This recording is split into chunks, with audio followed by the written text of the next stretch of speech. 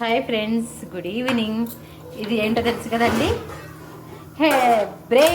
Mutton brain తింటున్నామండి ఈరోజు.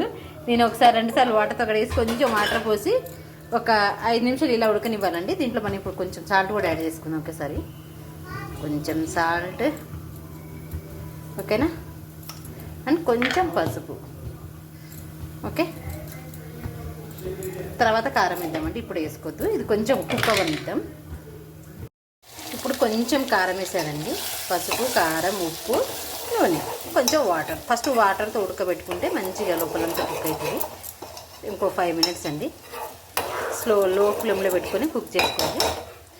Emmy ఎమ్మీ bheja fry ready.